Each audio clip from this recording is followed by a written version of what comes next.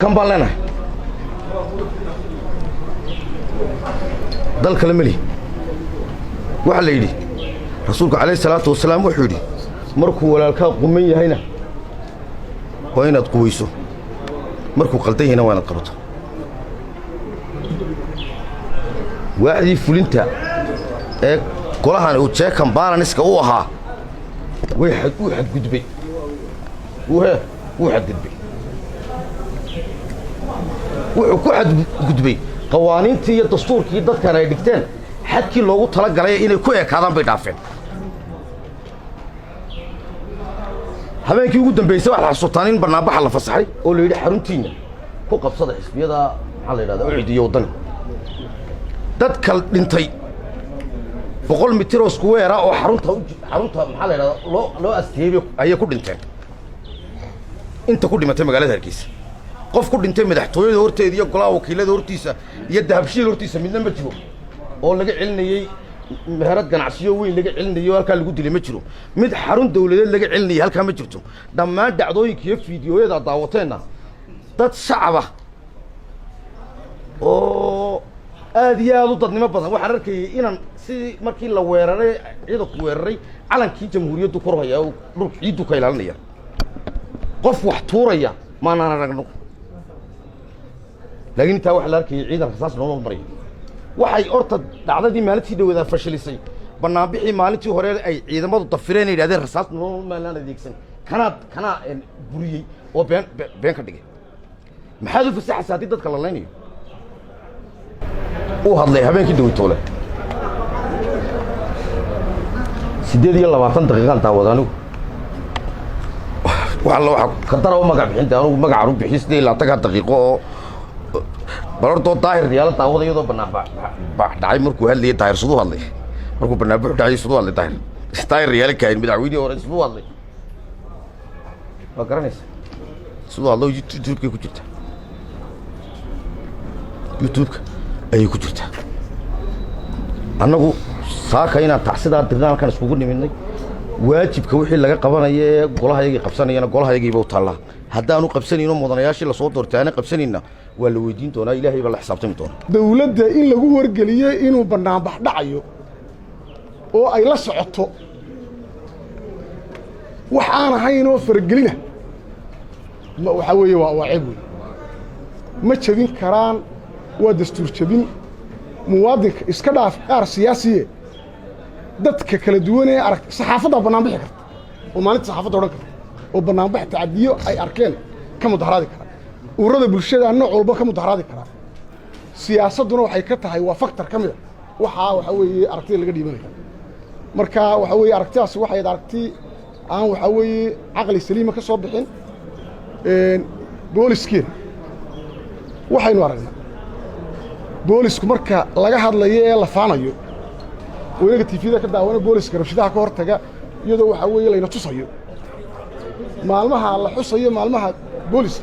وحالة تصاب بوليس لا أنكي لا توبري كرشدها كهرتاجا كرشدها الكهرتاجا مدة حبض الله عنا ما هو صح ما مركات أصلا وحوي بوليس كده تكلم لسه اللي يدين كرشدة كهرتاجا قف مدهرات يا أمد مارس كوتي من متخلدنا وكتشرة مسح حنا وكتشرة متى يحتور يا وكتشرة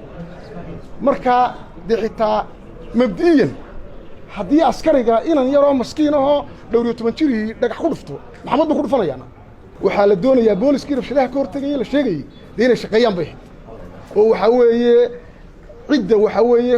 faldambiyad sameynaysa cidda dhagax tuuraysa iyaga qaban laha ama ha ka qaadan ama ha xidhanay taladu maanta halka ay maraysaa waxa weeye hadday sii socoto waxa laga yaabaa inay sii xumaato laga yaabaa waxaan halkan iyagana aan ilaawi oo aan waxa weeye caafimaad u rajeynaya oo damiirkaygu siinaya wixii ciidan boolis wax yeela ka soo gaadhay iyagan haddii ciidan boolis wax yeela soo gaadhay jirto iyagan caafimaad baan rajeynaya sidii boqorrada inuu inoola hadlana xaq uma leh boqor inooma ahan waa madaxweynahayna gacanteenaan ku doorannay gacanteenaanan ku ridi karnaa sida boqorradoo dalal badan adduunyada laga daadhiciyo dadkooda inuu ilaahay u idmaday dhulkan oo khaliif uga dhigto si gaar ah ula hadlay deenooma ah sidaa darteed kelmaddaasi horta dee kelmada ay naga qabatay ma aha waxaynu u baahannahay isla xisaabtankaasaannu annagu bilaabaynaa golahan dib baannu u furanaynaa waxa weeyaan madaxweyne kumaanaan dirsan waxa waddani ka dhex socda waddani nin dariiqa maraya hadduu cabdiraxmaan cirre xisbiga u dhiibto isagay u taal ma adiga inuu kuu dhiibtaad ka jeclayd madaxweyne maadaa rabay noo caddeedee waddani go'aankiisuu leeyahay adigana laguma weydiinayo waxa weeye taada iyo kulmiye ka hadal kulmiyaad xaq u leedihi intii kulmiye ahayd badee kulmiye xaq u leedahay xildhibaankii ugu horreeyey kulmiyuu ahaa wuxuu kulmiye uu ka yidhaa dee xaq buu leeyahay waa xisbigiisii inta waddanina iyadaa xaq u leedahay ka tashato cidday u dhiibanayso guddoomiye xirsi inay guddoomiye ka dhigatayna iyagaa xaq u lahaa markaa madaxweyne horta bal taada horta dee ku ekow mayd baana yaallo xirsi ma yaallo xasaanadda xildhibaanada horta xukuumaddu dawe miyir doorsanta xildhibaanadu maaha agaasimo waaxeed iyo ka shaqeeya wasaaradda dawladdu ay maamusho cod shacab bay ku fadhiyaan xuquuq dastuuriya bay leeyihiin dastuurkaana u damaanad qaada xasaanaddooda sida madaxweynaha iyo xubnaha kale golayaasha fadhiya loo doorta markaa iyada waxba ku noqon maayee malaha madaxweynuhu dastuurkaanu caadi u akhrinay madaxweynuhu dastuurkaa ku noqon gabagabada waxaan la hadlayaa madaxweyne ummadda somalilan 5 sano ka hor waxay kuu dooratay iyadoo madaxweynaadkaagii bilo kooban ka harsay inaad dalka iyo dadka maamusho ee kuumay dooran inaad xirsi la dagaalanto madaxweyne mar labaad baan kuugu celinayaa baryaha fariimahaygu kumay soo gaadhin baan u malaynayaa awal waad ku soo gaadhi jireen bal caawa si wanaagsan u dhegayso waanadeedu waxay tahay